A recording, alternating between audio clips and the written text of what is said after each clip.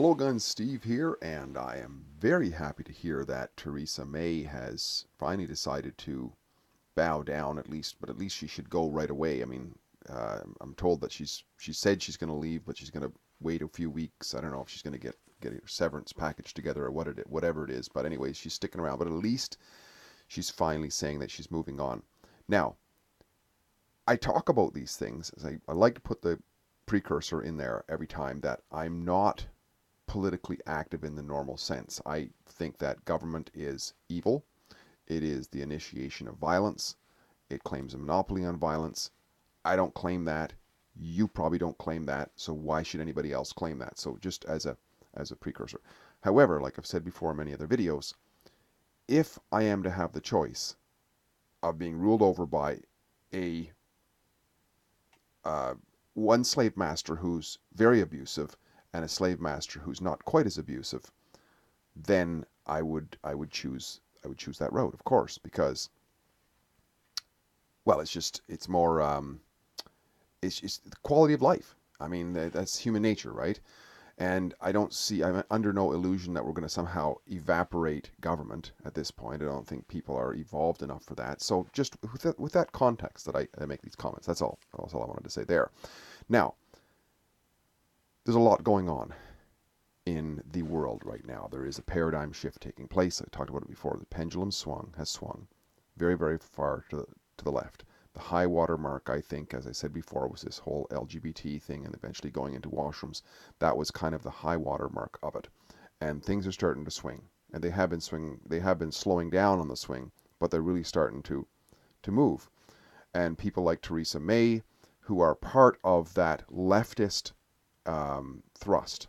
They are infiltrators into what was normally considered the right, but they are hardcore leftists who are globalists who want to basically reign over people and create all kinds of regulations. Why else would she support the European Union? I mean, she claims to support Brexit in some way, but she doesn't because they're still in the European Union. I mean, they could have just got out. I mean, if sovereignty means anything, I mean, in days gone by, they mobilized an army if they were being threatened in some ways. They didn't pander around and offer to give money to these people and these people and these people. No, it's like, you know, we will fight on the battlefields. We will fight on the beaches. We will fight for our country, is what they used to say. You know. Anyway, that's a bit of a rant ahead of time.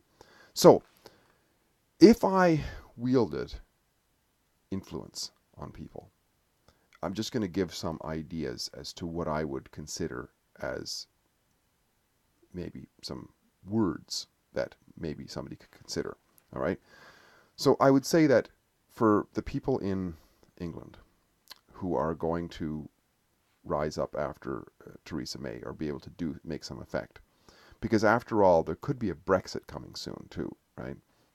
And if somebody of moral integrity, moral character, who cares about their nation, is able to find ways into the halls of power, they are going to be attacked by all of the goons and all of the people who run the goons, the same cadre of people who have attacked Trump and anybody and the whole Brexit movement.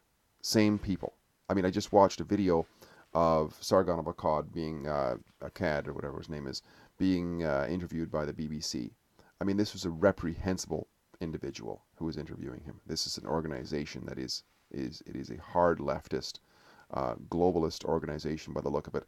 And she just kept pumping lie after lie after lie after lie. If the guy wouldn't answer any questions of his, and was completely dismissive, and they have an agenda they're running on, and this is something that has to be dealt with. I think if I was a fly on the wall that had a bullhorn in the rooms of these people who write. And they probably already realize it, but who am I, right? Anyways, but what I would say is learn from the fiascos that have taken place under Trump.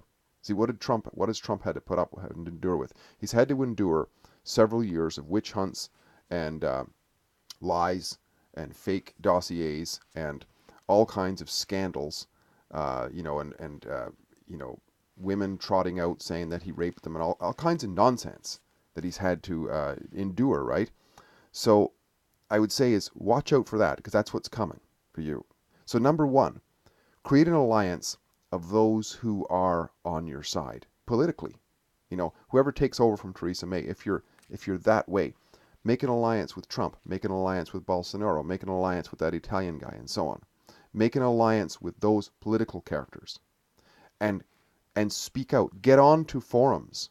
Create your own bullhorn. Forget about the mainstream media anyways. They're just going to take your stuff, chew it up, and spit it out as they want. Get on to the channels of the influencers who got you elected. Get on to interviews with Sargon of Akkad. Get on with interviews with Dankula and whoever these guys are, and Styx Hexenhammer and all these guys. Get on their channels, and then dare, openly dare, right on the channel, dare the people look right in the eye, look in there and say, YouTube, I dare you to take this video down. I dare you to take this video down. Especially because they're American platforms, right? Especially Trump. Get on these channels. Create your own channels. Invite these people on. Invite Alec Jones onto your channel and speak every time you're doing that. Speak right to the channel and say, I dare you, YouTube, to take this video down. I dare you to deplatform it. I dare you to, whatever they do, they manipulate it down so nobody can find it. I dare you to do that and follow it up, right? Because this is a culture war. It absolutely is a culture war. And a culture war is nothing new. The culture war is always going to take place, of course, at the transition, right? Because the pendulum swings, and the momentum was the leftists had the momentum. And when it starts to slow down or it starts to get into trouble at the end of the pendulum, of course they're going to fight like hell. But you got to be able to let the pendulum swing. Otherwise, who knows? I mean, maybe it would go for a little tilt and go right around, but eventually it will swing around. But the process of the swing around can be either with words or with swords. That's the challenge, right? So we want to make it words. So in the meantime, I would say is to get on these channels and to create channels too. I mean, Trump he's got enough people around. Maybe he's not tech savvy enough to do it himself, but he's got lots of people who can do it. Set up a YouTube channel and go on there every day and talk to the people. Whoever is in England who does that, get up there and talk to the people, and dare the tech giants to take you down. And if they take you down, then you've got the support of others because you arranged it. You've got the support of a Bolsonaro and these other guys, and you can sort of rally the groups, right? And here's the thing, right? Who it is that got these people elected in these different places, and who it is that would be able to support those who would be able to replace Theresa May eventually, they're not the mainstream media, they are the off-stream media, right? So to give credit to them and to be able to speak directly to the people is to get on their channels and to create channels where you invite them on. That's I don't know. Maybe it sounds crazy, but it's, after all, it would be respectful to the people who voted for these sort of alternative sort of politicians. Like I say, these politicians, I don't agree with everything they stand for. Absolutely not, because I fundamentally don't agree with government in general because it's a monopoly on violence. Trump, for example, I've said it before, he's a socialist, right? He believes in big government and all that, so to a great extent I don't agree with him. But he does appear to stand for free speech. So if he stands for free speech, then get up there and speak. Don't just rely on these press conferences and stuff. And even if you have the press conferences, invite in the people who helped to get you elected. Invite Styx Hexenhammer into the Oval Office to report on what you're doing. It'd be hilarious, absolutely hilarious. That guy with his leather jacket on, open up. Invite Owen Benjamin into the Oval Office. Get on Owen Benjamin's show, and invite him on, because the guy is considered a pariah. Well, a pariah by whom? By some very awful people who want to be politically correct. Okay, throw it back in their face and dare them to take it down. This would stir up such a conversation, it would either completely backfire you, on which case well, it might, there's a possibility, of course, and probably that's why they play it with caution. I'm sure they've thought about these sorts of things, but I think it would be hugely, hugely popular where it matters, right? Because the outraged leftist with the colored hair, they're still going to hate you anyway, so you can't really convert them anyway. But those who are on the margin, they're the ones, the silent majority. Like I was at an event yesterday, and there was, I won't mention names and who was involved and so on, but there was this, government official there chatting away, bloviating away about this project or whatever. And there was, a question and answer, and there was like softball questions that were being asked, like just peripheral stuff, and he'd answer them and so on. I stood up and I asked a question, a hard-hitting question, which was a little bit political, and it went straight to the, because there was a company that was alleged with, using lap dancers and stuff to get their contracts and whatnot, and here's who they're dealing with. And they were worried about scandals, and I said, here you are hiring a scandalous company, and it got quite a chuckle in a huge room. And afterwards, people come up to me and he says, "Yeah," he said, "you hit exactly on the head of what everybody's thinking." So there's where I'm coming from.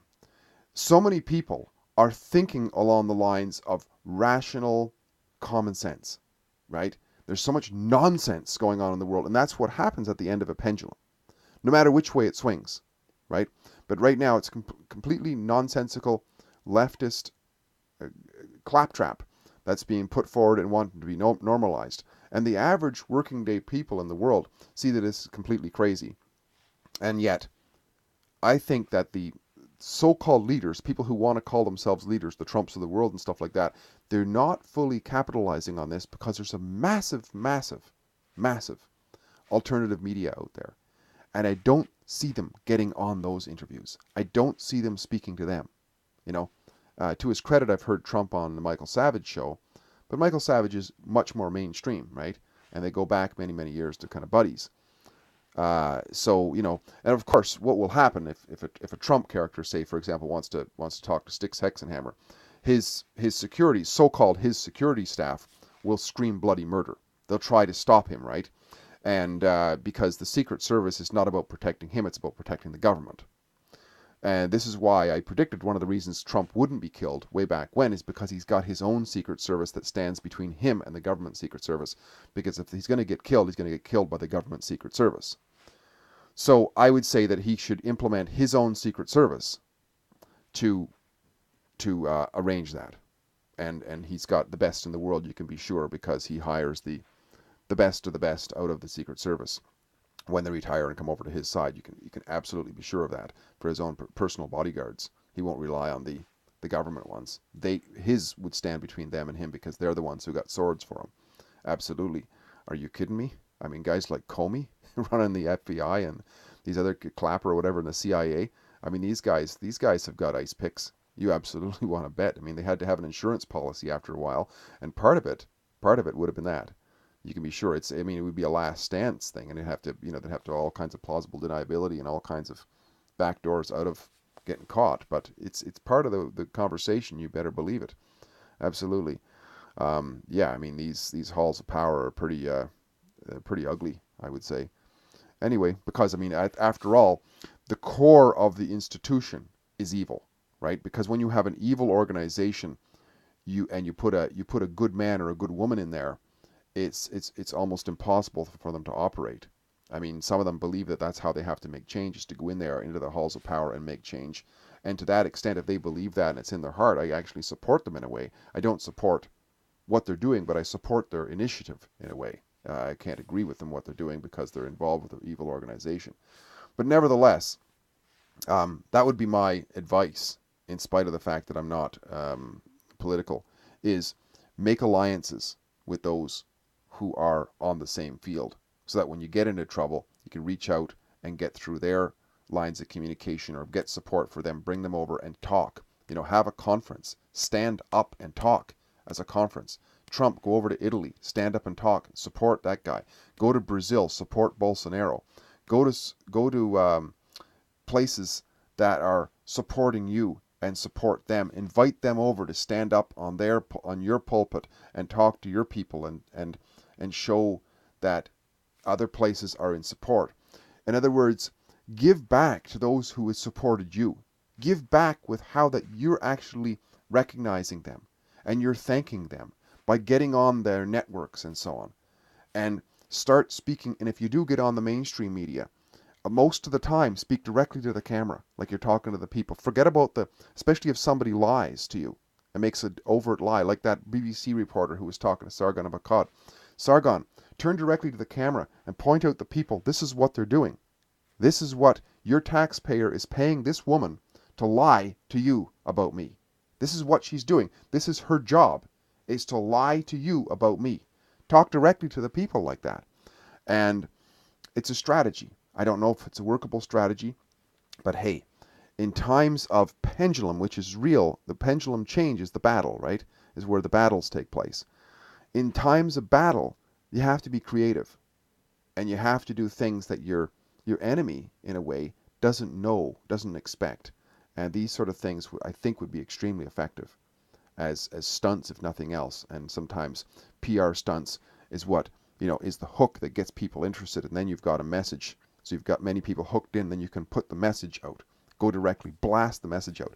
If these guys because of course, there would be an absolute media storm if something like this was to happen. So everybody would be paying attention.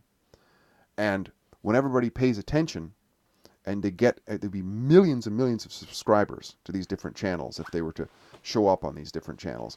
And millions of people would then, so the hook would be there, they'd get interest, and then you'd have a chance to talk directly to them and then show them the path that we're going on and show them that it's a better path.